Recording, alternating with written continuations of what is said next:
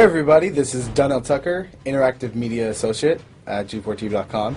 I'm here with Chris Monfett, Senior Previews Editor. Had a blast playing a little Call of Duty last night. Yeah, we did. It had live music, hot women, and I think there was a game, Call of Duty? Yeah, I wasn't even paying attention to that. Yeah, I was paying attention to the pencil skirts and nerd glasses, but I was looking at the lights. When I wasn't doing that, I was blasting fools in deathmatch, team deathmatch, and a couple cool new wager matches, which we'll talk about later on. But first, we're going to sort of dig into some of the perks, skills, emblems, attachments, etc. Yes, so let's dive in.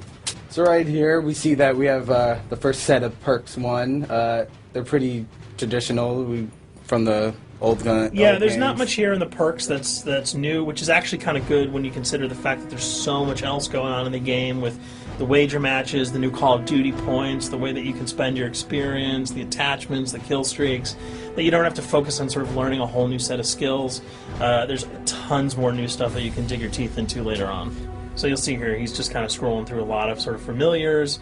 There's some of the sort of old favorites have been renamed, but for the most part, everything you've known and played in other Call of Duty games are here. So you'll see here when you go back to lethal, you got your frag and your semtex. Those are pretty everyday equipment. But we've also got Tomahawk, which is sort of totally new. It's sort of like a next-gen version of the knife. It's throwable, super fast to use, and it can take a dude out in one hit if you get him in the right spots. And to use it, I believe you use the right bumper. Yep. All offensive weapons are mapped to the right bumper, and strategic weapons are now mapped to the left bumper. Okay. And pretty much the only time I used it was in Sticks and Stones in the wager match. Yeah, there's a great new wager match called Sticks and Stones, which sort of equips you with 2 weapons and a tomahawk. When you kill with the weapons, you get points. When you kill someone with a tomahawk, you basically bankrupt all their wealth. So it's really good for strategizing your way through those levels. So you'll see here, Wily Pete, Nova Gash, Flashbang, Concussion, all those are pretty standard until you get to Decoy. Decoy is I think it's going to really open up some strategy here. Essentially, you can throw out a decoy, and it's going to sort of fake your opponents into thinking that there's gunplay going on somewhere in the map. So if you sort of want to redirect where these guys are going, sort of turn them around, have them come to you so that you can do an ambush, you just sort of lob your decoy over. If they're not going to want to run in a gunfire, they'll turn around, hopefully right into your muzzle. That's something I probably want to try out a couple of times. See if they actually go with the bait. Yeah, people just run. It'll really sort of test how reactive people are to running into firefights, because some people are just super aggressive and they're going to run towards those red dots rather than away from them. And it'll really sort of test your ability to be strategic about when and where you use them. Now here's something new. It's called the camera spike. Ah, yes. It's sort of super useful. I used this a bunch yesterday. You plant it down, and it basically takes over your mini-map with a sort of picture-in-picture window of wherever you planted your camera. So if you want to know if people are running through a certain alleyway, coming around a corner, if you're hiding somewhere and you just want to cover your back, you can plant a camera right behind you. It's a really kind of good way, especially if you're a sniper and you're in a position that you can get sort of snuck up on or sneaked up on. You can put that camera down and sort of cover your ass. Yeah. I was also using it for home videos. Because, I don't know, for some reason, I was just like, hey, there's me, let me say something to the Call camera. of Duty night vision action going exactly. on. Yeah. And the C4, the tactical insertion, those are things that you'll have remembered from other games. What we got here, though, is the motion sensor, which kind of acts like a little mini UAV, so you can toss that out and it'll give you a small radius just to sort of see if there are people coming. Super useful if you're hiding, say, behind a corner, beneath a windowsill, and you want to know if someone's sort of on their way so that you can just ride up and blast them. Throw that out, the red dot appears, you know you got a kill in your sights. So now we're on to kill streaks. There's some really cool new kill streaks here, this one being the RCXD. If you were ever into remote control cars, and believe me, I was, these are remote control cars with C4 on them. Nice little add-on to that. Right, which I did not have that when I was a kid. I did not have that either with a kid. They didn't sell it in stores. They would not let me have that, but now in Black Ops, you can guide this in sort of a first-person perspective. It's actually super easy to use. You'd think it would kind of just be running all over the place, but you can brake, reverse, go back, go forward, and you can choose to detonate it whenever you want. So it's not like if you accidentally run into a wall, it's going to explode. But if you see one of those coming your way, if you've got a machine gun, just start spraying bullets. Hopefully you can detonate it before it hits you. So you suggest not people to run because that thing will catch up. Yeah, to that thing's really fast, and it goes upstairs. It's really easy to navigate with. So if that thing So it's like shoot, and if you miss, yeah, if it's after you, you're dead unless you can blow it up. Counter spy plane, that's basically a revamped version of the UAV. That's nothing new. This, however, the SAM turret. SAM turret, which I like really much because it destroys practically not every aircraft in there. I think Blackbird can't be destroyed. Yeah, there are some things that you can't blow up, but care packages, chopper gunners, that's going to really help out. It's it's basically for people who didn't want to run around with their rocket launcher and try to take down choppers. You can sort of plant that in a hopefully like a high position that has good angles on the sky, and hopefully it'll take out some of the things that are blowing you and your friends away. Now you'll see care package, napalm strike, sentry gun, mortar team. Those are all things you're pretty familiar with until we get down to Valkyrie rockets. These are remote-controlled rockets, a little bit kind of like the RCXD. These are a little bit more sensitive, though. They're going to do a lot more damage if you can hit your enemies or you throw them into a group of people. But they're fast, you can't put the brakes on them, and if you hit something, those things are going to blow up. Now, are they difficult to maneuver? Are they easy like the RC? They're more difficult to maneuver because they're constantly moving forward, so you can't hit the brakes, you can't redirect, and if you, say, accidentally hit a wall, there's no turning around. That thing is going to explode. So this is one thing.